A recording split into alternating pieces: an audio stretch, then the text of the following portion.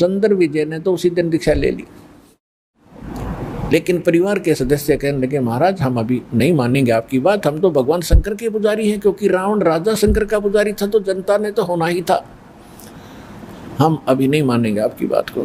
परमात्मा फिर गए, कभी कभी रह रह कर जाते रहे, कथा सुनाते रहे, फिर घर में सुख होने लगे जो पहले शंकर जी की पूजा से नहीं हो रहे थे। फिर धीरे धीरे 16 के 16 सदस्यों ने वह दीक्षा प्राप्त कर ली। अब पहले तो वो कर्मवती जाती थी मंदोदरी के पास, तो कैसी बकवाद सुनाया करती थी, गंदी छटोरी अश्लील बातें कहानी सुनाकर उसको खुश करती थी। और फिर जब उसने ज्ञान सुना परमपिता परमात्मा से, तो फिर उसमें वह कैसेट, वो मेमोरी कार्ड दूसरा भर दिया भगवान ने। अब फिर वो लगी बोलने ये राम कथा अमर कथा, ये परमात्मा का ज्ञान सुनाने लगी। तो मंदोदरी भी भगवान की पिछले संस्कार तो थे ही इतने अच्छे, रानी जो बनी है कोई आम लड़की औरत नहीं होती, वह उसके पिछले पुण्य बहुत गजब के होते हैं, अच्छे होते हैं। लेकिन आगे वो पिछली बैटरी जो चार्ज है वो खराब कर रही होती है, जब तक आगे चार्जर शास्त्र अनुकूल साधना का नहीं लगता है तो वो डिस्चार्ज एक दिन होनी है बैटरी तो जिस कारण से भी उसके अंदर तड़फ थी। तो मंदोदरी कहने लगी है कर्मवती, तेरे अंदर तक गोबर भरा था सारा, और तू तो सारी बकवाद सुनाया करती थी, और ये अच्छी बातें तेरे अंदर किसने फीड कर दी, मैंने उस आदमी का नाम बता, तेरे को तो सुधारना बड़ा मुश्किल था, और तू आज इतनी बड़ी आवाज़ बता भगवान के सत्र की, मैंने ये बता किसने भरा तेरे अंदर ये अच्छा माल। तब उसने बताया कि हमारे घर एक ऋषि आते हैं, उनका नाम मुनिंद्र जी है, और बहुत अच्छी कथा सुनाते हैं, उनके मुख से सुन लेगी तो रानी आप तो गदगद हो जाओगी। तो मंदोदरी ने कहा कि अब के जब तेरे गुरुजी आवे तो मेरे पास बुला के लाना। परमात्मा ने जाना ही था, तो मंदोदरी की रानी थी, रानी को एक नौकरानी का आदेश था, तो उसने सबसे पहले यही प्रार्थना रखी कि प्रभु हमारी राजा की रानी बहुत अच्छी है, मंदोदरी नाम है, और वह कह रही थी कि आपके गुरुजी को यहाँ बुला के लाना, मैं विचार सुनूंगी उनके। परमेश्वर ने कहा बेटा देखो आप नौकरानी और वो रानी, और मैं वहाँ जाऊँ, इसका पति जो रावण है वो महाभिमानी, और बेटी वहाँ जाने से मुझे कुछ वो कह देगा, मैं तो कुछ नहीं कहूँगा, लेकिन भगवान दुखी हो जाएगा। एक नियम है, परमात्मा कहते हैं अपना विधान स्वयं बताते हैं कि कबीर कहे अपने साधकों के मेरा संत ना दुखाइयो कोई, और संत दुखाए मैं दुखी मेरा आपा भी दुख होए। और फिर दूसरी बात है कि साधु संतों को बुलाया नहीं करते, उसको बोल देना, साधु संतों के पास खुद आया करते। कर्मवती को इतना ज्ञान सुन रखा था कि साधु को बाई ऑर्डर बुलाने से अगर वो आ भी गया और आशीर्वाद नहीं देगा, लाभ नहीं देगा, तो फायदा क्या होगा। तो मंदोदरी को जाकर के कर्मवती ने कहा कि महारानी हमारे गुरुजी आए हुए हैं, लेकिन ऐसा है कि संत को बुलाना नहीं चाहिए, उनसे आशीर्वाद प्राप्त करने के लिए स्वयं जाना चाहिए, इससे ज़्यादा लाभ होता है। वो तो भाग्यवान थी, कहने लगी ठीक है वाह कर्मवती मैं तेरे साथ चलूँगी। वो रानी स्वयं आई, मालिक के दर्शन किए, ओए होए कहते हैं साधु दर्शन राम का, और साहेब आवा याद और लेखे में वाहे गड़ी, बाकी का समय बर्बाद। फिर कहते हैं साधु दर्शन राम का मुख पर बसे सुहाग, और दर्श उन्हीं को होते हैं जिनके पूर्ण भाग है। मंदोदरी के पूर्ण भाग थे, भगवान मिले, परमात्मा का ज्ञान सुना, कुछ कर्मवती से सुन रखा था मंदोदरी ने, और फिर भगवान के मुख से सुना तो जल्दी असर हो गया। दीक्षा की प्रार्थना की, मालिक ने दीक्षा दे दी, शिक्षित हुई। उसके बाद उसने कथा सुनानी शुरू की अपने पति से। स्वाभाविक होता है अगर पति को ज्ञान होता है तो सबसे पहले वो चाहता है मेरी पत्नी माने, इसका भी कल्याण हो। दुर्भाग्य है वो ना मानती, उसके कर्म उसके साथ हैं, फिर सोचता है मेरे बच्चे भी इस मार्ग को ग्रहण करें। ठीक है, मंदोदरी ने इसी उद्देश्य से रावण से कहा कि जी ऐसे ऐसे एक बड़े महापुरुष आते हैं और भगवान शंकर से भी ऊपर बहुत बड़ी शक्ति बताते हैं, साधु संत झूठ नहीं बोलते होते। पहले ये विश्वास किया जाता था कि संत जो शब्द बोल रहे हैं वो सच्ची है, और इसी आधार से जब श्री कृष्ण जी और अर्जुन एक वेश बदल कर गए थे राजा मोरध्वज के घर पे, जिस दिन अपने पुत्र ताम्रध्वज को राज तिलक दे रहे थे मोरध्वज जी, और उसमें एक यज्ञ किया जाता था, और यज्ञ में आने वाले साधु संतों की सभी मनोकामना पूर्ण करनी होती थी, तभी वो सफल मानी जाती थी। ये दोनों साधु संत रूप बना के और एक माया रूपी शेर बना के संग वो साथ ले गए। तो मोरध्वज और ताम्रध्वज और उसकी पत्नी थी वह मोरध्वज की, ताम्रध्वज की माँ, उन तीनों को पता चला तो नौकरों से कहा कि बुला के लाओ साधु संतों को, भोजन कर लेंगे। उन्होंने कहा कि नहीं, वो रानी और राजा स्वयं आए हमें यहाँ लिवाने के लिए, तब हम उसके घर पे कदम रखें। तो तीनों जने, पुत्र भी, रानी भी और राजा भी, उन साधु रूप में विराजमान श्री कृष्ण और अर्जुन, और साथ में उनका शेर खड़ा, उनको लिवाने के लिए मोतियों के थाली भर कर लेकर गए। और तब वो वहाँ आए तो मोरध्वज ने कहा, महाराज भोजन प्रसाद पाओ। श्री कृष्ण रूप में, साधु रूप में श्री कृष्ण जी ने कहा कि पहले हमारे शेर को आहार कराओ, फिर हम बाद में आहार करेंगे। और ये मांस खाएगा लेकिन मनुष्य का खाता है, और मनुष्य के विषय में समझ लो कोई पल्लेदार पकड़ के मत ले आना, ये तुम्हारे घर के सदस्य का मांस खाएगा। और सुन लो कि जो आज इस शेर सिंह का जो आहार बनेगा और उसकी मृत्यु होगी, वो सीधा स्वर्ग जाएगा। अब उस समय इतना विश्वास किया जाता था कि संत जो कह रहा सत्य, और इस सत्य को मानकर मोरध्वज चाहता है कि आज मेरा दाव लगे। तो कहता, महाराज मेरा नंबर लगा दो, मेरा मांस शेर के लिए काट दो, और आरे से काटना था कि मुझे काट दो, और देखो बच्चा जवान हो गया, इसको राज तिलक कर देता हूँ, फिर मैं फ्री हूँ, और ये माँ बेटा दोनों अपना राज करेंगे। अब रानी ने सोचा कि राजा ला गया दाव, आज कहते संत कह रहे हैं कि आज जो मर गया स्वर्ग में, ये तो मरना कल भी है, परसों भी है, ये तो जाना ही है, इससे बढ़िया मौत कब होगी। तो अब उन्होंने आपस में एक ये कहते हैं लालच करे तो ऐसा करे। रानी ने कहा, देखो जी व्यवहार की बात है, मैं पति भरता पत्नी हूँ, और मेरे से पहले मेरा पति की मृत्यु होगी तो मेरा कोई जीवन नहीं है, मेरा काम पूरा हुआ, इनको संतान की आवश्यकता थी, संतान इनको दे दी, ये बच्चा जवान हो गया, इसका विवाह करो, खाना बनाने वाले इनके पास नौकर हैं, और लड़का अभी बालक है, आपकी गाइडेंस की इसको ज़रूरत है राजकाज में, और मेरा काम पूरा हुआ, मेरा नंबर लाओ जी। अब उनको पक्का पता था कि जो साधु कह रहे सच्ची है, तो उस समय इतना विश्वास था। फिर ताम्रध्वज ने खुद कहा कि नहीं जी, मैंने आपकी सेवा क्या की आज तक, तो आपने पाला ही पोसा हूँ, मेरे ऊपर आपका भार बना हुआ, आपके स्थान पर मैं अपना मांस दूंगा, शेर को अपनी जान दूंगा।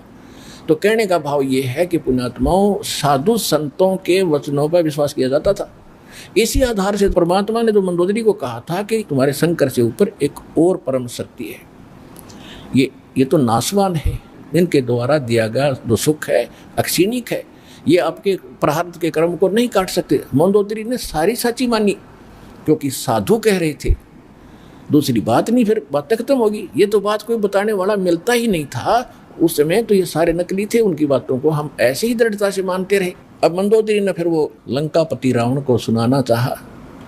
रावण के अंदर तक गोबर भरा था, अहंकार शक्ति का, शंकर भगवान की पूजा करके सिद्धियां प्राप्त कर रखी थी, और मांस खावा शराब पीवा उसका यह अच्छी बात कैसे स्वभाव है। तो वो कहने लगा कि ए मूर्ख, तो शंकर भगवान से ऊपर मानती है, देख मेरे क्या ठाठ करा के हैं, 1 लाख मेरे पुत्र हैं, 1.25 लाख मेरे नाती हैं, और देख सोने की लंका बना रखी है, अरे क्या देगा तुझे वो भिखारी। मंदोदरी ने बहुत कोशिश की, पर बुद्धि भ्रष्ट के बाद पल्ला पड़ी नहीं। फिर मंदोदरी ने कहना ही बंद कर दिया। उसके बाद फिर क्या होता है कि उसने सोचा कि और कोई मेरी चर्चा सुनने वाला नहीं, ये ऐसा ज्ञान है इंसान दूसरे को सुनाए बिना रह नहीं सकता। तो उसने अपने देवर रावण के छोटे भाई विभीषण से समझाया ये ज्ञान, और विभीषण ने ये ज्ञान स्वीकारा, और विभीषण ने भी परमात्मा से दीक्षा ली और वो भक्ति की। अब हम आते हैं उस बात पर कि जिस समय सीता जी का अपहरण हो गया और उसकी खोज हो रही थी, कोई पूर्व में ढूंढ रहा था, कोई पश्चिम में खोज रहा था, कोई उत्तर, कोई दक्षिण में। जैसे किसी की गाय गुम हो जाए, कोई इधर घूम रहा है, कोई इधर ढूंढ रहा है, कोई ऐसे हो रहा, ऐसी दशा थी। अब यहाँ इस कथाओं से आपको बहुत सा निर्णय मिलेगा, और आपने ये कथा खूब सुन रखी थी पर इनका निष्कर्ष नहीं निकाला था। अब जैसे जड़ी बूटियाँ रखी हैं और उनकी गुण भी लिख रखे हैं, बड़ी अच्छी हैं, लेकिन उनसे औषधि बनाने वाला जब तक नहीं मिलेगा तो उन जड़ियों से क्या लाभ है, उनके ज्ञान से भी, उनकी कथाओं से भी। आपने ये भी सुना होगा कि जिस समय श्री रामचंद्र जी की सीता उठा ली गई थी और वो पेड़ पौधों से भी लिपट लिपट कर पूछ रहे थे, डकरा रहे थे, रो रहे थे, पशुओं से भी गले से मिलकर पूछ रहे थे, आपने मेरी सीता देखी? आकाश से कहते हैं भगवान शंकर और पार्वती ऊपर से देख रहे थे कि नीचे कौन रो रहा है। तो भगवान शंकर ने उनको प्रणाम किया ऊपर से ही, क्योंकि ब्रह्मा विष्णु शिव ये 3 भाई हैं। ब्रह्मा जी बड़े हैं, विष्णु जी बीच वाले हैं, शंकर जी सबसे छोटे हैं। और पार्वती जी तो शंकर भगवान को सुप्रीम पावर मानती थी, एक तो पति परमेश्वर, फिर महादेव नाम से जाने जाते थे। तो पार्वती जी ने कहा कि आप महादेव होकर के किसको नमन कर रहे हैं? कि सामने त्रिलोकीनाथ भगवान विष्णु है नीचे, उनकी पत्नी सीता को कोई उठा ले गया है, वो लीला करने आए हैं। अपने बड़े भाई यानी भगवान को, विष्णु भगवान को मैं प्रणाम कर रहा हूं। अब पार्वती जी ने सोचा कि भाई भगवान रोए, ये दोनों बात नहीं हो सकती। यो रामचंद्र दशरथ पुत्र है, ये रो रहा है, भटक रहा है, इसको आप परमात्मा कह रहे हो। भगवान शंकर बोले पार्वती आप नहीं जानते, ये सचमुच ऐसा ही है, इनको अब नहीं कोई पहचान पा रहा है। तो पार्वती ने कहा कि मैं परीक्षा लूंगी और सीता रूप बना कर जाऊंगी, यदि ये मुझे पहचान लेगा तो मैं मान लूंगी भगवान है, और नहीं तो मैं कतई नहीं मानूं। तो भगवान शंकर ने कहा कि यह गलती मत करना, यदि तूने सीता रूप बना लिया तो तू मेरे काम तक गई, तू मेरे बड़े भाई की पत्नी का रूप बनाओगी तो मेरे लिए पत्नी रूप में स्वीकार्य नहीं रहेगी, तो माँ के तुल्य हो जाएगी। उस समय तो पार्वती ने कहा कि ठीक है, नहीं मैं नहीं जाऊंगी जी। अब शिव जी गए शहर से पट्टे को, और आदत है ये, इस मन का स्वभाव है कि क्या पता चलता, अभी 2 मिनट में परीक्षा लेकर आती हूँ। सीता रूप बनाया, रामचंद्र जी के सामने खड़ी होगी, जिधर से रास्ते में खोजता हुआ जा रहा था। रामचंद्र जी ने कहा कि हे दक्ष पुत्री माया, हे राजा दक्ष की बेटी, आप भगवान शंकर को कहाँ छोड़ आई, अकेली कैसे वन में? तो शर्मिंदा हुई और कहा कि सचमुच शंकर भगवान जी आपको ठीक ही प्रणाम कर रहे थे, नमन कर रहे थे, आप तो सचमुच भगवान हैं। अपने आत्मा यहाँ देखना एक पॉइंट सोचने का है। श्रीमद् भगवद गीता अध्याय नंबर 7 के श्लोक नंबर 6, 7, 8 में स्पष्ट किया है कि ये काल बोलता है गीता को, जो ब्रह्मा विष्णु में इसका पिता है। ये कहता है कि अर्जुन, बुद्धिमानों की बुद्धि और बलवानों का बल मेरे हाथ में है, जब चाहे स्विच ऑन कर दूं इनकी बुद्धि का, और जब चाहे ऑफ कर दूं। जैसे महाभारत के अंदर अर्जुन को ताकत दे दी और लाखों लोगों का नाश कर दिया उस काल से प्राप्त शक्ति से, और फिर वही अर्जुन जब श्री कृष्ण जी का निधन हो गया था, हत्या हो गई थी, और सारे यादव आपस में लड़ मरे थे, उनकी पत्नियों को लेकर आ रहा था, रास्ते में जंगली लोगों ने, भीलों ने अर्जुन को पीटा, लूटा, और वही धनुष जिसे महाभारत का युद्ध जीता था वो साथ लिए रहता था उसको, और उस दिन उसके हाथ नहीं उठे, खड़ा खड़ा कांपा वो। जब सारा काम वो लिया, वो भील भ्याल पीट कर लूट कर कुछ औरतों को भी ले गए और चले गए। तब अर्जुन कोस रहा श्री कृष्ण जी को कि श्री कृष्ण बड़ा धोखेबाज था, इसने हमारे साथ बड़ा धोखा किया है, पहले तो मुझे शक्ति दे दी और ना जाने कितने जीवों का नाश करा मैंने, और आज मैं खड़ा खड़ा पिट रहा हूँ, वही अर्जुन हूँ और वही गांडी धनुष है मेरे पास, आज ये मेरे से प्रतिज्ञा भी नहीं चढ़ाई जा रही इसकी। तो परमात्मा ने बताया कि ना श्री कृष्ण धोखेबाज था, ये सारे इस काल के अधीन हैं, इसके रिमोट से चलते हैं।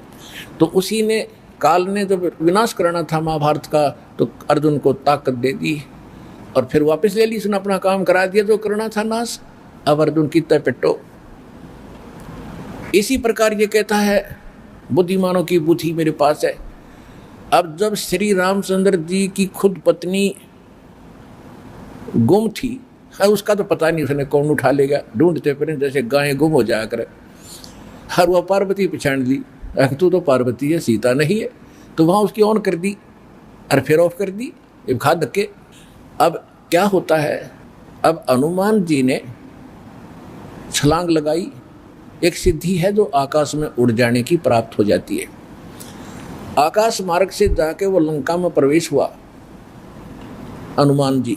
उनको कुछ आभास हो गया था, किसी जटायु नाम के एक पक्षी ने बता दिया था कि लंका का राजा रावण उठा कर ले गया, इसलिए वहां जाने की और किसी में हिम्मत नहीं थी। सूरवीर बलवान थे।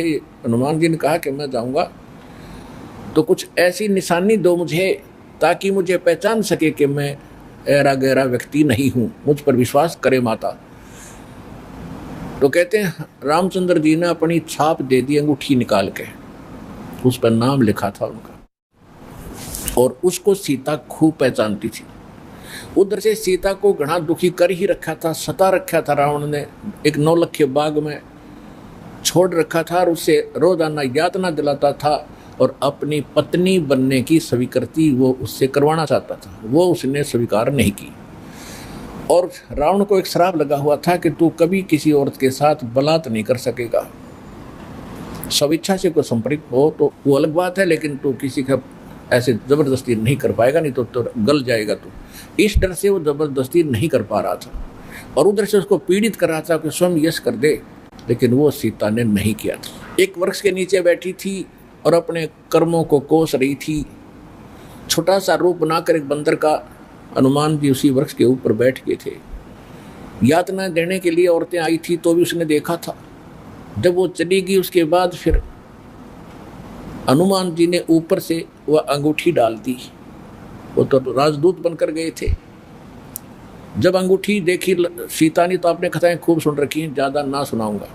तो उसने सोचा कि ये बंदर अंगूठी उठा कर लाया तो मेरे पति की मृत्यु होगी। तो उसने पूछा, तो फिर वो नीचे आया, अपना थोड़ा ठीक सा रूप बना के खड़े हो गए और कहा, माता मैं ऐसे ऐसे रामचंद्र जी ने भेजा हूँ और ये कहानी है। अब कहने का भाव ये है कि वो जो कुछ भी उसने उद्मस्ता रहा हो तो आपने पता ही है, हनुमान जी ने नौरखा बाग भी उजाड़ दिया उसका और सारा कुछ कर दिया। क्योंकि आज कथा का विषय कुछ अन्य है, इसलिए यहाँ लंबा प्रकरण नहीं करूँगा। तो उसमें हनुमान जी ने कहा कि माता मुझे भूख लगी है। तो उसने कहा, इस बाग के किसी वृक्ष के फल को तोड़ के मत खाना भाई, नहीं तो मेरी पिटाई होगी। मेरे को आदेश है, कोई फल गिर जाए तो खाना, तो टूटा हुआ अपने आप तोड़ के नहीं खाएगी। तो हनुमान जी का उठा गुस्सा, उसको गुस्सा हुआ। उसने कहा ठीक है, पहले तो सारे तोड़ तोड़ कर फल खाए, फिर वह पेड़ पड़ कर समुद्र में फेंक दिए। उनको पता चला तो युद्ध हुआ, अपने पता ही है काफ़ी। फिर लंका लुंका भी फूक फाक थोड़ी बहुत जड़ाका आ गया। और उसमें क्या कहा कि माता जी तो आप मुझे कोई ऐसी निशानी दो जिस निशानी को मैं श्री राम को दिखाऊं और वो विश्वास कर सके हाँ सीता जी की है, खोज पक्की होगी। क्योंकि इतना समुद्र को पार करके आना है, वैसे नहीं आएंगे वो। तो सीता ने अपना एक कंगन निकाल के दे दिया, कंगन हाथ में जो पैर रखा था सोने का, और कहा भाई इस चूड़ी को दिखा देना, वो खूब समझ जाएगी।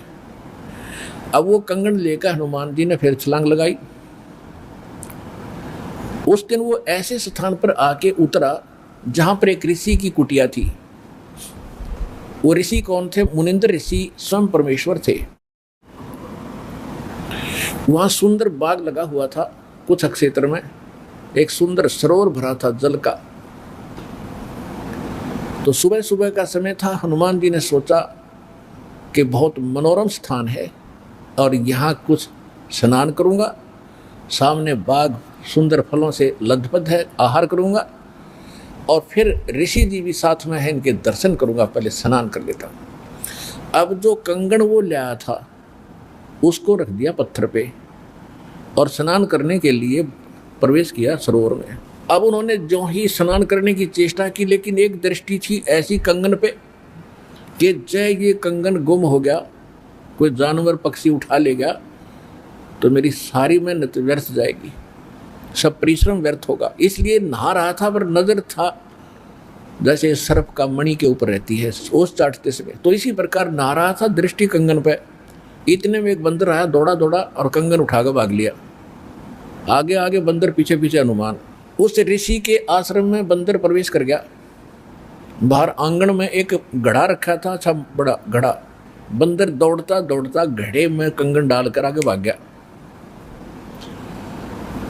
अब सुक्की सांस ली कि कोई बात नहीं, ये समुद्र में डाल देता तो बात बिगड़ जाती, घड़े में डाल गया। फिर धीरे धीरे चले हनुमान जी। पहले घड़े में देखा उसने, ऋषि को तो पीछे प्रणाम करना था, तो घड़े में क्या देखा कि घड़े के अंदर ऐसे ऐसे कंगन हजारों की संख्या में पड़े, सेम टू सेम। अब उसने सोचा भाई मैंने तो इतनी पहचान नहीं, कोई कंगन कौन सा है। और श्री रामचंद्र जी तो सारा जानते हैं, उनके कंगन के ऊपर सारी निशानियों को पहचानेंगे, और मैं कोई गलती से दूसरा उठा ले गया तो वो मानेंगे नहीं।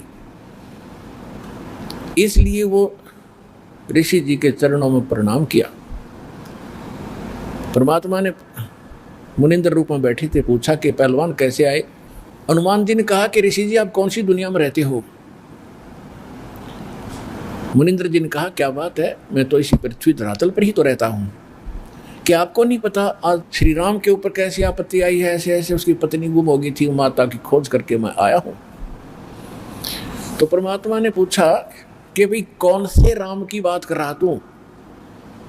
वो कहता है अच्छा कमाल करते हो ऋषि जी, आपको यही नहीं पता राम कौन है। परमात्मा ने कहा बताओ तो श्री के दशरथ पुत्र श्री रामचंद्र जी, उनका वनवास हुआ था, ऐसे ऐसे सीता उठा ली थी और आज मैं खोज करके आऊँ ऋषि जी। परमात्मा बोले कि ऐसे ऐसे 30 करोड़ राम हो लिए तेरे, और तेरे जैसे हनुमान यही लीला करते रहे। तो हनुमान जी ने सोचा कि ऋषि के साथ ज्यादा बहस करना उचित नहीं, और अपना काम करूं और चलूं। कहने लगे ऋषि जी और बात छोड़ो आप, कि मेरे सामने एक समस्या आ गई है कि ऐसे ऐसे मैं कंगन लाया था माता के हाथ का, और वो कंगन मैं स्नान कर रहा था, बंदर ने उठा के आपके घड़े में डाल दिया। तो परमात्मा बोले ले जा कंगन भाई, जा फिर अपना कर काम, जाओ हनुमान जी ले जाओ कंगन, निकाल ले जाओ, करो जो तूने करना। कहने लगे जी समस्या ये है कि इसमें और भी बहुत से कंगन पड़े हैं, और इन कंगनों में पहचान नहीं कर पा रहा हूं मैं, मेरा वो भगवान सीता जी वाला कौन सा है। परमात्मा बोले रे भले आदमी तुम लाने वाला और तुझे पता नहीं, तो मैं क्या बताऊं, फिर खोज ले कौन सा है तेरा। तो चिंतित हो गया कि भगवान दया करो। परमात्मा बोले कि जौन सा चाहे वो उठा ले जा और सेम टू सेम पाओगे, इसमें कोई दिक्कत नहीं। कैसे कैसे फिर ये कंगन आए कहाँ से आपके पास, कि अब सुन मैं कथा सुनाऊंगा तेरे को। जैसे ये रामचंद्र जो आत्मा है ये विष्णु जी की आत्मा है। ऐसे ऐसे न जाने कितनी बार धक्के खा लिए इसने, कितनी बार जन्म लिया, कितनी बार मर लिया। तो प्रत्येक त्रेता युग में ये ऐसा ही होता है, और मैं यहीं बैठा हूँ जब का, मेरी तो बहुत युगों की आयु है, मैं यहाँ बैठा हूँ। पहले इन बातों पर किसी को अविश्वास नहीं होता था। तो हनुमान जी से बताया कि तेरे जैसी आत्मा हनुमान ना जाने कितने बन करा लिए, और कितने ये ऐसे कंगन ले लेकर आए हैं। इसी प्रकार वो बंदर उठा कर इसमें डालता रहा है।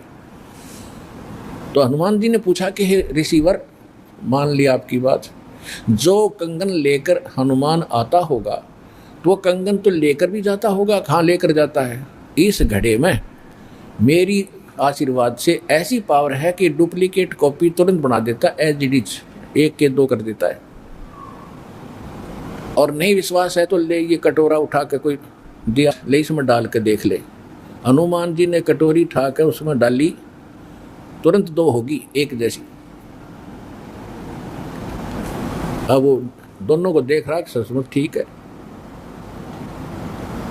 तब हनुमान जी को कुछ विश्वास हुआ कि संत नहीं, ये कोई और ही महापुरुष हैं, बड़े सिद्धि युक्त हैं और सारी कथा को सही जानने वाले हैं।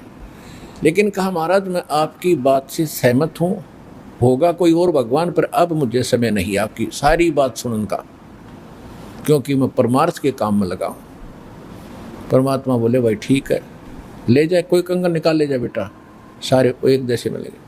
वो उठा कर ले गए कंगन को, लेकिन हनुमान जी को फिर भी विश्वास नहीं हो रहा था।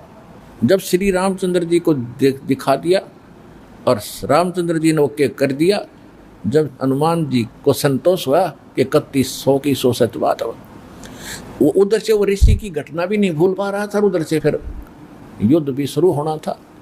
कहने का भाव ये है, बात फाइनल होगी कि सीता वहाँ है, सारे लक्षण बता दिए, और वो कंगन को देखकर रामचंद्र जी को विश्वास हुआ। अब समस्या आई कि उसके ऊपर पुल बनाएंगे समुद्र पर। वो कथा आपको सुना दी कि 3 दिन तक स्वयं रामचंद्र जी घुटनों पानी में खड़ा होकर के याचना करता रहा। तीसरे दिन जब उसने कहा लक्ष्मण से कि बरा अग्नि बांध दे, ये लातों के भूत बातों से नहीं मानते, इसको फूंकता हूँ। 3 दिन हाथ जोड़ता रहा कि हे सागरराज मुझे रास्ता दे दो, ये मान नहीं रहा। तब विपर रूप धारण करके समुद्र आया। उसने कहा कि भगवान ऐसा ना करो, इसमें ना जाने कितने जीव जंतु हैं, सब नष्ट हो जाएंगे, आपको पाप लगेगा। और ये जल सारा समाप्त हो गया तो ये गड्ढा बन जाएगा, हजारों किलोमीटर गहरा, आप फिर भी नहीं जा सकते। कि हे रामचंद्र जी ऐसा काम करो, सर्प भी मर जाए लाठी ना टूटे। तो वो कारण जानना चाहा तो समुद्र ने बताया कि आपकी सेना में ये नल नील नाम के 2 ऐसे भक्त हैं जिनको इनके गुरुदेव का आशीर्वाद है कि इनके हाथों से पत्थर भी तैर जाते मेरे ऊपर, और कोई चीज़ यहाँ पर फ्लोट नहीं कर सकेगी। अपने आत्माओं यहाँ मान बढ़ाई खत्म करती है।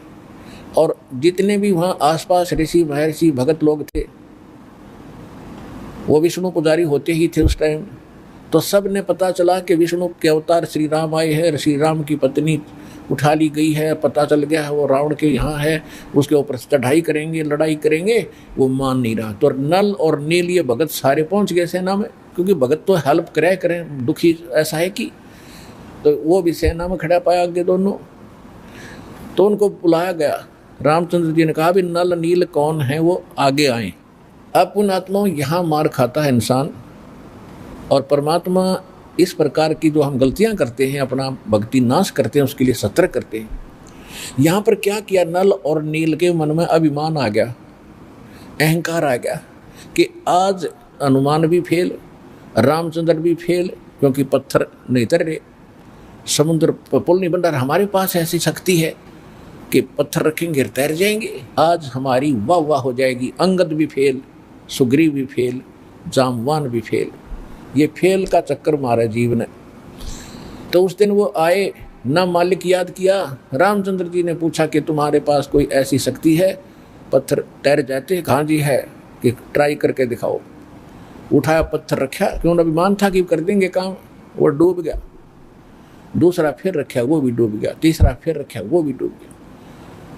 अब रामचंद्र जी समुद्र की तरफ देख रहे हैं, विपर रूप में खड़े थे, ब्राह्मण रूप में, और ये कहना चाह रहे हों कि तू झूठ बोलता था, इनके पास कोई पावर नहीं। तभी समुद्र ने कहा, विपर रूप में खड़े समुद्र ने, क्योंकि ये देवता होते हैं, ये जल जो है ये देवता नहीं है, जल का कंट्रोलर एक देवता है, उसको वरुण कहते हैं। वो आकर खड़ा हो गया। तो वो कह रहा था कि हे नल नील, आज आपने गलती की भाई, आज तुमने अपना गुरु तो याद किए ही नहीं, तुमने तो नाश कर दिया बात का, करो याद उस मालिक को। तब उनको भी याद आया कि हाँ बोल गलती बन गई आज तक। तो यहाँ परमात्मा बताते हैं, जैसे माता गर्भ को रख यत्न बनाए, ठेस लगे तो छन हुए तेरी, ऐसे भक्ति नसावे। जैसे किसी बहन बेटी को गर्भ रहा हो तो उसकी कितनी केयर टेक करती है वह, उस लाल को सफल करने के लिए कि मेरा गर्भ पूरा हो और बच्चे का मुंह देखूं मैं। तो वो कैसे चिंतित रहती है, चलते समय भी कहीं ऊंचे नीचे पर पैर ना रखा जा, भगवान मेरा बालक गर्भ खराब ना हो जा। रात को सोती है, करवट लेती है, तब भी एकदम उठ के उड़क जाती है, कहीं बच्चे पर दाब ना आ गई हो, मेरा गर्भ ना खराब हो जाए। तो कहते हैं जैसे माता गर्भ को और रख है यतन बनाए, और ठेस लगे तो छन हो जाता है, तेरी ऐसे भक्ति नसावे। तो इस भक्ति रूपी गर्भ जो आज आपकी आत्मा में परमात्मा के सच्चे शब्द से पल रहा है, इसको इतना संयम से, इतना देखभाल से, यानी सावधानी से इसको परिपक्व करना पड़ेगा। जैसे माता गर्भ को रख है यत्न बना, और ठेस लगे तो क्षण हो, तेरी ऐसे भक्ति नसावे। तो छोटी मोटी हम गलती कर देते हैं लापरवाही में, क्योंकि हमने इस लाल की कीमत का नहीं पता, जो आज हमारी आत्मा में सत भक्ति रूपी जो मालिक का मंत्र से गर्भ रह रहा है, यानी आत्मा प्रफुल्लित हो रही है। जो भक्ति रूपी जो लाल हमारे अंदर बन रहा है, इसको ऐसे संभाल के रखना है, ना अभिमान करना है, कोई मर्यादा भंग नहीं करनी है, नहीं तो फिर नुकसान हो जाएगा, आपकी भक्ति नष्ट हो जाएगी। अब उन्होंने परमात्मा को याद किया। रे नल नील यतन करे हार, तब सतगुरु से करी पुकार। रे नल नील यतन करे हार, तब सतगुरु से करी पुकार।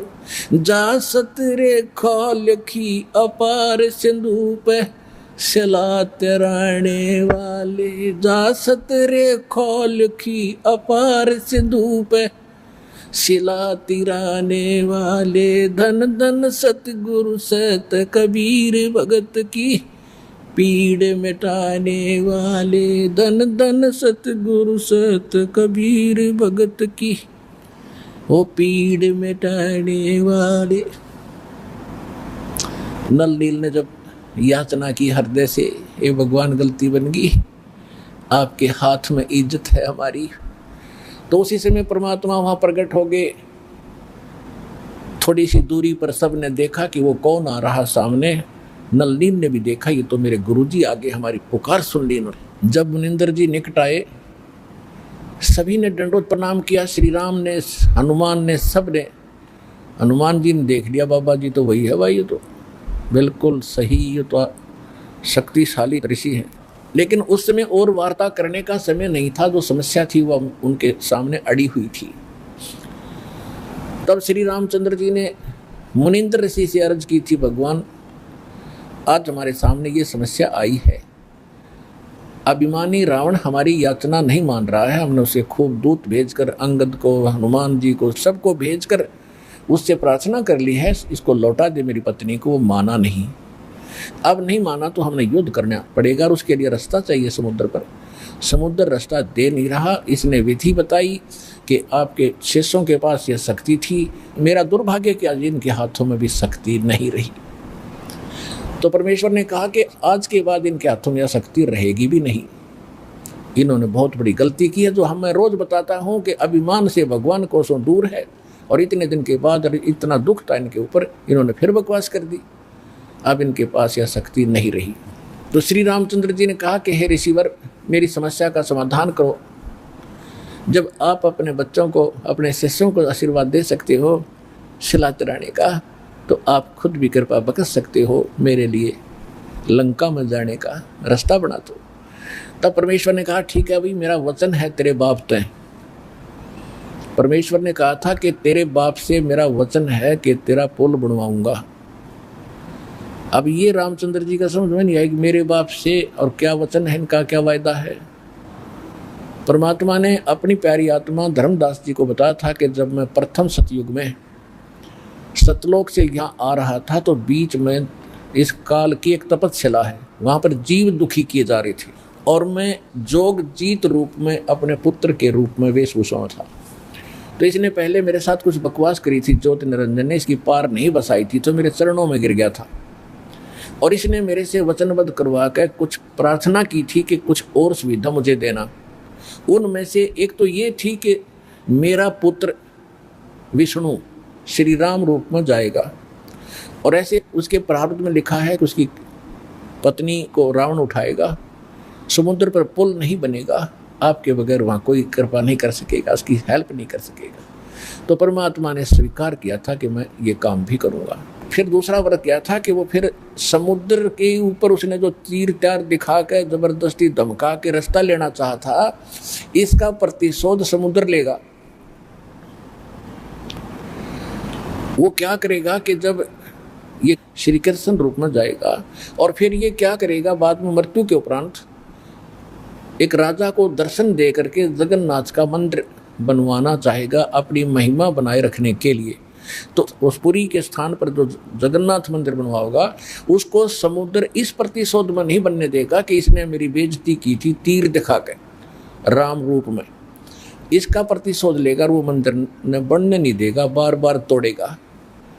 आप उसका मंदिर बनवाना, क्योंकि बच्चे हट कर लेते हैं तो वो मानते नहीं है, तो इसलिए वो कह रहा था कि आप दया करिए, वो मानेगा नहीं। तब परमेश्वर ने कहा था तथास्तु। और भी कई चीज़ें कही थी कि दूसरा ये मांगा था कि 3 युगों में जीव थोड़े पार करना, क्योंकि परमात्मा ने कहा था कि मैं कलयुग या तेरे नीचे के लोकों में जाऊंगा और तूने सबको मिसगाइड कर रखा है, सच्चा भगवान सच्चा ज्ञान छुपा रखा है, मैं सच्चाई बताऊंगा और सबको ज्ञान दूंगा, ऐसी भक्ति और नाम दूंगा, सभी तेरे लोक से पार होकर सतलोक जाएंगे।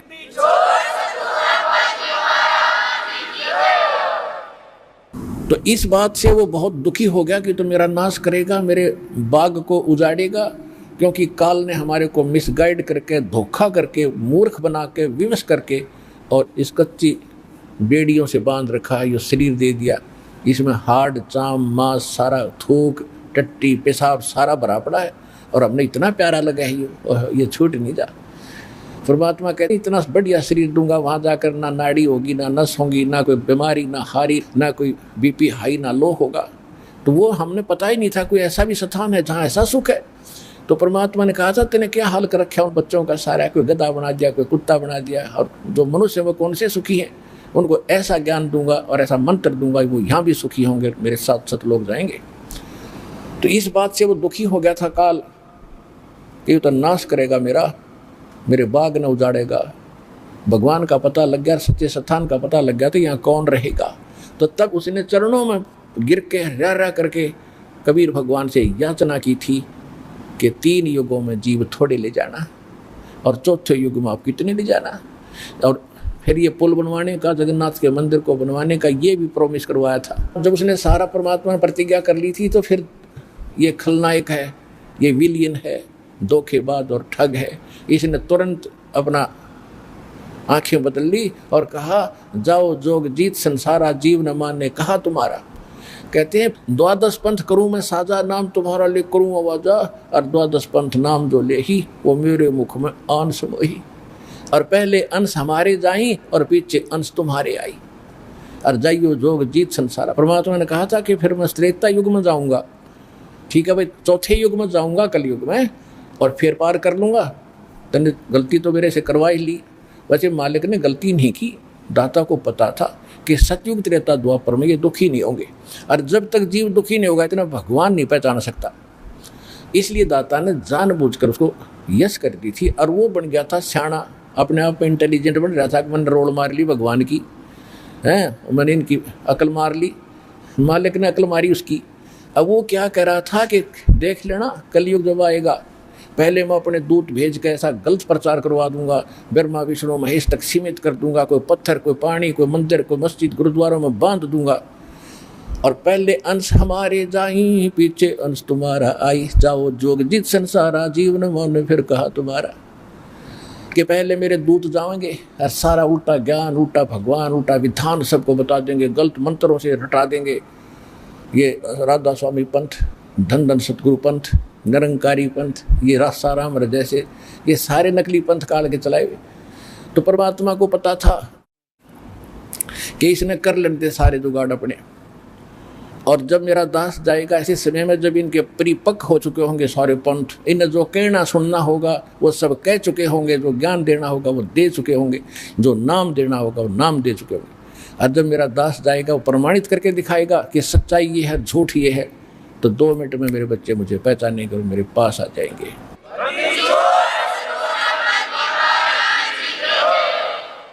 परमेश्वर ने कहा था कि चौथा युग जब कलयुग आई तब हम अपना अंश पठाई, और घर घर देखो बोध विचारा, और सत्य नाम सब ठोर उतारा। तो इस प्रकार परमात्मा ने जो बताया था कि चौथा युग जब आएगा और कलयुग बीतते 5500 पाचा, जब ये वचन मेरा होगा साचा, कलयुग बीत जावे जब एता, सकल सृष्टि सभी प्राणी परम पुरुष पद चेता। कि जब वो कलयुग 5500 वर्ष बीत जाएंगे तब ये मेरी बात सच्ची होगी कि घर घर में सतनाम का जाप होगा, घर घर में मेरे ज्ञान की चर्चा होगी। लेकिन ये उस समय सच्चा होगा जब कलयुग 5505 बीत जाएगा, और उस समय सभी को पता होगा कि एक परम पद है। कौन सा? गीता अध्याय नंबर 18 के श्लोक नंबर 62 में, जिसके विषय में कहा कि अर्जुन तू सर्वभाव से परमेश्वर की शरण में जा, उसकी कृपा से तू परम शांति को और सनातन परम धाम को, शाश्वत स्थान को प्राप्त होगा। गीता अध्याय नंबर 15 के श्लोक नंबर 4 में कहा कि तत्वदर्शी संत की प्राप्ति के उपरांत उस तत्व ज्ञान से इस अज्ञान को काटकर उसके पश्चात परमेश्वर के उस परम पद की खोज करनी चाहिए, जहाँ जाने के बाद साधक कभी लौटकर संसार में नहीं आते। और जिसने सबरमंडल की रचना की, उस परमेश्वर की उस परम पद की, यानी अमर लोक की, शाश्वत स्थान की खोज करनी चाहिए। तो यहाँ परमात्मा कह रहे हैं कि चौथा युग जब कलयुग आई तब हम अपना अंश पठाई, और घर घर देखो बोध विचारा, घर घर में तत्व ज्ञान का चर्चा चला करेगी, और सतनाम सब ठोर उचारा, सतनाम का सबको दिया जाएगा। आज तक सतनाम की छींट भी ना लगी थी, ना राधा स्वामी वालों को, ना धन सतगुरु वालों को। सतनाम सतनाम का बहुत गुणा गीत गाते हैं, अरे कख नहीं पता इनको। ऐसे ही सिख समाज को सतनाम का कोई पता नहीं था। नानक साहिब जी सतनाम का जाप क्या करते थे, 2 अक्षर का जाप था। लेकिन महापुरुषों को परमात्मा ने सख्त हिदायत दे दी थी कि अभी डिस्क्लोज ना करना, नहीं तो काल के दूतों का दाव लग जाएगा और ये सब बच्चे मुझे पहचान नहीं पाएंगे। तो महापुरुष थे, उन्होंने जो कह दिया सो फाइनल। को तो भगवान से मिलकर आए थे, भगवान की एक एक बात को उन्होंने स्वीकारा और उसी तरह आचरण किया। तो अब परमात्मा ने कहा कि जो 5505 वर्ष बीत जाएगा कलयुग, उसके बाद सबके मुंह पर सतनाम का जाप होगा। आप देख रहे हो, धन धन हो गए आप। इस सतनाम का किसी को पता भी नहीं था, आप सतनाम का जाप कर रहे हैं 8-8, 10-10 वर्ष के। तो सौभाग्य तुम्हारा, भगवान के विशेष कृपा पात्र बच्चे हो आप, जो सतलोकासन बरवाला जिला हिसार हरियाणा में पहुंच रहे हो, दीक्षा प्राप्त कर रहे हो।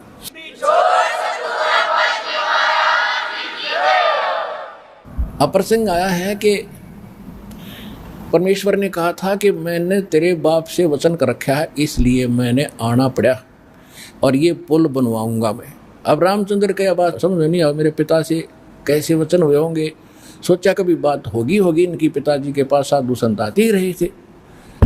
तो परमेश्वर एक सोटी ले रहे थे हाथ में, डंडा, और परमात्मा ने कहा कि आ जाओ मेरे साथ साथ, इस पहाड़ के चारों तरफ एक चक्कर लगाता हूँ। निशान लगा दी, रेखा कि एक बहुत बड़ा पहाड़ था, उसके चारों तरफ का एक लाइन खींचा है, रेखा। परमात्मा एक रेखा खींच दी डंडी से कि इसके बीच बीच के पत्थर मैंने हल्के कर दिए, फ्लोटिंग कर दिए, और इनको उठाओ और फोड़ो, तराशो और पुल बनाओ। नल और नील को फिर भी सेवा दे दी कि ये राज मिस्त्री रहे हैं और इनको पत्थर तराश के सेट करना आता, इसकी मदद लेना, और नल नील सहायता करना इस परोपकार में। तो नल नील ने वो राज का काम कराया था उनमें, उनको तराश तरुश के एक दूसरे में फंसा दिया ताकि वो अड़े रहे। लेकिन आशीर्वाद कबीर भगवान मुनिंद्र जी का था, जिससे वो पत्थर तरे थे और लंका पर चढ़ाई करने के लिए समुद्र पर पुल बना था। धन धन सतगुरु सत कबीर भगत की पीड़ मिटाने वाले। धन धन सतगुरु सत कबीर भगत की पीड़ मिटाने वाले, भक्त की पीड़ मिटाने वाले, भक्त की पीड़ मिटाने वाले। धन धन सतगुरु सत कबीर भगत की पीड़ मिटाने वाले। रहे नल नील यतन कर हार, तब सतगुरु से करी पुकार। रहे नल नील यतन कर हार, तब सतगुरु से करी पुकार।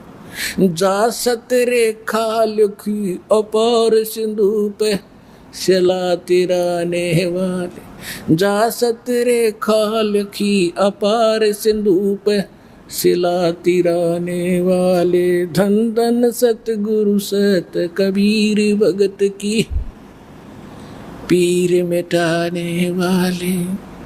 डसी सर्प ने जब जा पुकारी, इंद्रमती अकुलाए डसी सर्प ने जब जा पुकारी। इंद्रमती अकुलाए आपने तुरंत करी सहाय बेरूली मंत्र सुनाने वाले।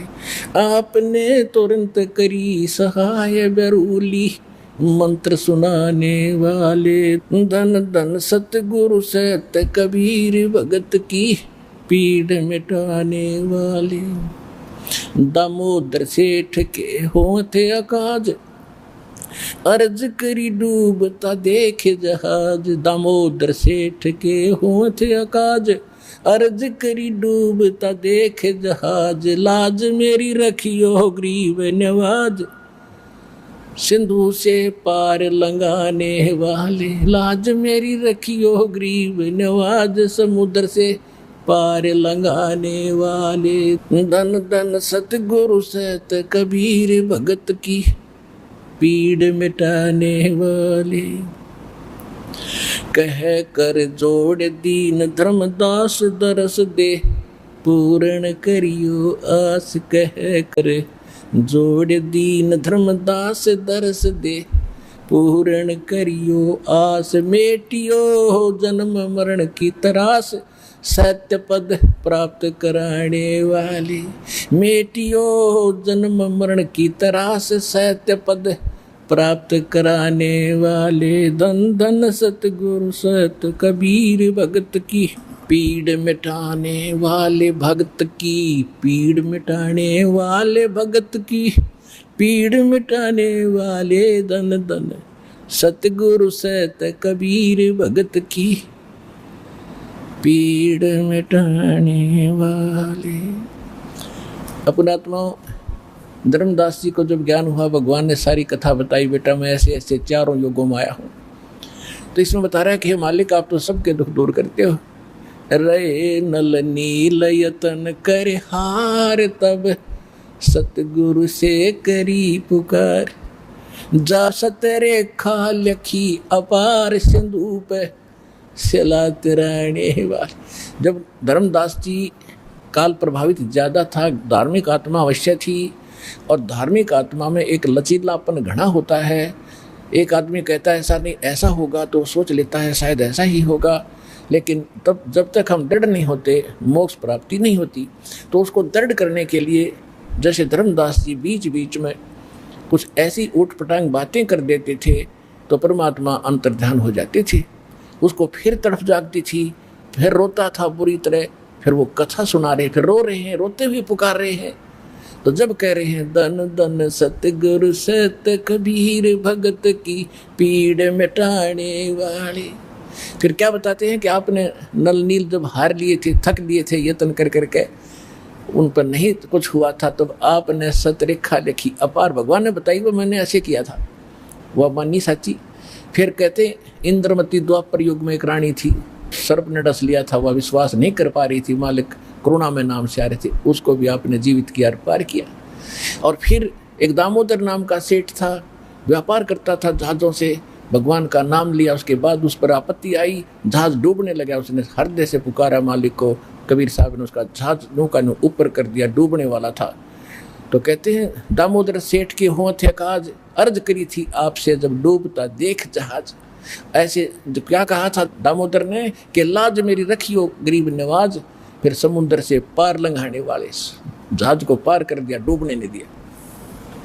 अब क्या कहते हैं, कह कर जोड़ दीन धर्मदास दरस दे पूर्ण करियो आस।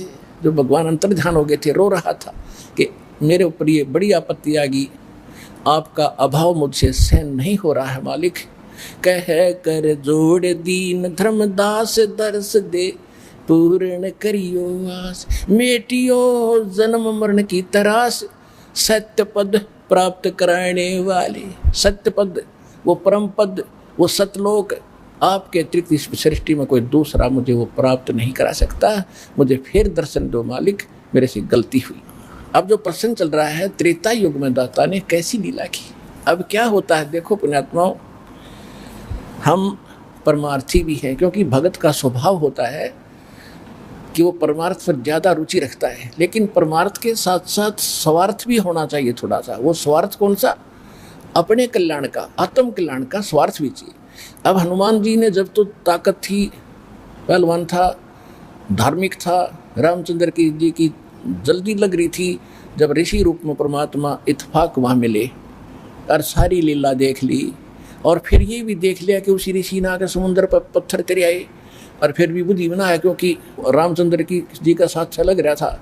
अब मालिक ने उसका उद्धार करना था उस प्यारी आत्मा का, क्योंकि ऐसी ऐसी पुण्यात्मा है जो परमार्थ के लिए कोई लेना न देना, उड़ा जा छत्ती ताणी मारो, मरूंगा और मारूंगा, कि इसलिए रामचंद्र की पत्नी छुटवाऊंगा। अब जो प्रसंग चल रहा है, त्रेता युग में दाता ने कैसी लीला की। अब क्या होता है, देखो पुण्यात्माओं, हम परमार्थी भी हैं, क्योंकि भगत का स्वभाव होता है कि वो परमार्थ पर ज़्यादा रुचि रखता है, लेकिन परमार्थ के साथ साथ स्वार्थ भी होना चाहिए थोड़ा सा। वो स्वार्थ कौन सा? अपने कल्याण का, आत्म कल्याण का स्वार्थ भी चाहिए। अब हनुमान जी ने जब तो ताकत थी, पहलवान था, धार्मिक था, रामचंद्र जी की जल्दी लग रही थी, जब ऋषि रूप में परमात्मा इत्फाक वहाँ मिले और सारी लीला देख ली, और फिर ये भी देख लिया कि उसी ऋषि ने आकर समुद्र पर पत्थर तेरे आए, और फिर भी बुद्धि बना है क्योंकि रामचंद्र जी का साथ लग रहा था। अब मालिक ने उसका उद्धार करना था उस प्यारी आत्मा का, क्योंकि ऐसी ऐसी पुण्यात्मा है जो परमार्थ के लिए कोई लेना न देना, उड़ा जा छत्ती ताणी मारो, मरूंगा और मारूंगा, कि इसलिए रामचंद्र की पत्नी छुटवाऊंगा। और यति पुरुष थे, बाल ब्रह्मचारी थे, ऐसी लगन थी उसमें। तो कहने का भाव ये था कि फिर इस खुशी में कि रामचंद्र जी के साथ धाम जाऊंगा, वहाँ मेरी इज्जत होया करेगी। अब वो तो श्रद्धालु था, समर्पित था भगवान के लिए, लेकिन गलती यह लग रही थी, और रामचंद्र ने परमात्मा पूर्ण मान बैठा था। अब आपने खूब कथा का पता है कि जब घरजाली और रानी बन गई, फिर उसने सबको इनाम दे रही थी। उसी लाइन में हनुमान भी खड़ा था, क्योंकि उन्हें बड़ी योगदान था, तो हनुमान जी को सच्चे मोती दे दिए। हनुमान जी ने उनका पहलवान था, इन्हें फोड़ फोड़ के घेर दिए तले। तो सीता को अच्छा नहीं लगा, कहने लगे रे बन्नर के बन्नर, तेरे को अकल भी नहीं इतनी कि तू पता कितने कीमती मोती थे, तेने क्या कर दिया, ये क्यों फोड़ डाले। उसने ये कहा कि मैं इसमें ये देख रहा था, इन मोतियों में कहीं राम का नाम है तो मेरे काम है, नहीं तो मेरे काम नहीं है। तो वो कहने लगी तू रहा बंदर का बंदर, और बंदर तो खुद थी, जब अकल नहीं उसके अंदर इतनी भी। तो उसने उसको लताड़ दिया कि तू बंदर का बंदर है, तेरा ठिकाना यहाँ नहीं, तेरे तो जंगल में जाना चाहिए। हनुमान जी का ठेस लगी, और उठा कर अपना लंगोट जा बैठा पहाड़ पे। अब बैठा एकला, यहाँ संसारिक परमार्थ करने से उसको क्या मिला, ये लोग इतना ही देते हैं। जब हम भगवान की शरण में होंगे और फिर परमार्थ करेंगे, परमात्मा हमारे साथ होगा, उस परमार्थ का फल अलग होगा। जब तक आप मनमुखी बन रहे हैं, किसी की तसार हला दिया, किसी का उसको सहायता कर दी, वो तो फिर आपको कर देगा अगले जन्म में, वो भी अच्छी बात है, लेकिन वो रिजल्ट लास्ट में नल ही होगा जो आपके समक्ष है। आप कथाएं खूब पढ़ते रहे हो। अब बैठा भगत एकला वृद्ध हो गया शरीर एक पहाड़ पे, परमात्मा गए वहाँ पर, तब अन्य रूप बना लिया परमात्मा ने, अन्य रूप, और जाके कहा भी राम राम, अंजनी के पवन पुत्र राम राम, राम राम महाराज जी आ जाओ, बैठो।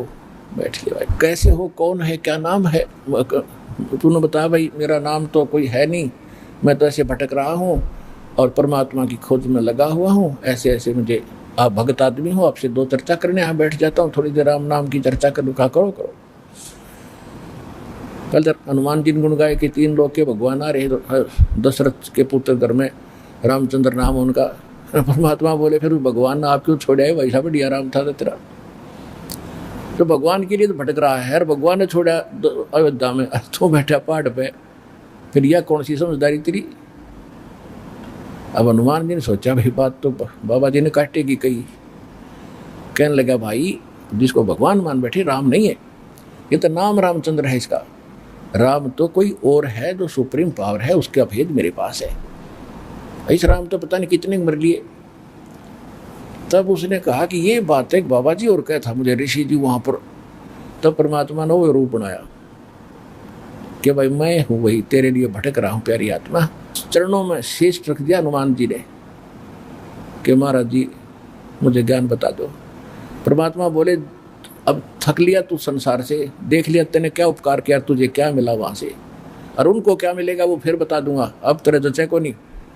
सीता तो घर से निकाल ली जाएगी, रामचंद्र डूब कर मरेगा सरयू नदी में लास्ट में। इनकी ये हालत होती है यहाँ पर। अब जब तो हनुमान जी का सारी साची लगे ठीक से, क्यों उसका जूते लाग लिए वहाँ से। तुमने बोला महाराज वह सच्चा ज्ञान बताओ, मैं सारी सुनूंगा। सारा ज्ञान बताया कि मैं सीधा नु का भगवान हूँ तो नहीं जचा कि मैं उस परमात्मा का संदेश लेकर आता हूँ, चारों युगों में आता हूँ। सारी कहानी सुनकर कति साची मान ली। और फिर कहा कि जब आँखें देखूं कि अभी आप वहाँ से आते जाते हो तो तब कुछ यकीन हो। तो परमात्मा वहाँ से उड़े आकाश में और उसको दिव्य दृष्टि दे दी। हनुमान जी ना तो 1 किलोमीटर पाछे कुछ दिखा को नहीं। हनुमान जी देख रहे यहाँ से बैठे, वो ज्वालिए सारे लोग दिखे, रामकृष्ण नर के नीचे रह गए और वो पहुँच गए सतलोक में, वहाँ तक देख रहा है। फिर कहा कि महाराज वापस आ जाओ, मेरा पूरा विश्वास हो गया। तब वापस आ गए। तब हनुमान जी ने नाम लिया उस परम पिता से, तब उस आत्मा का कल्याण हुआ। पुण्यात्मा हो, ये है सत्यनारायण कथा।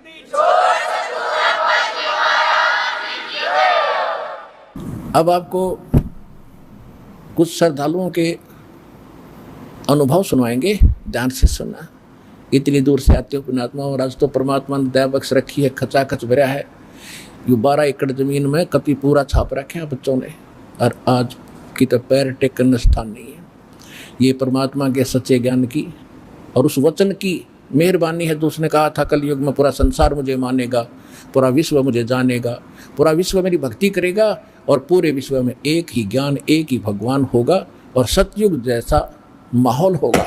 कुछ दिनों में वो दिन भी आने वाला है।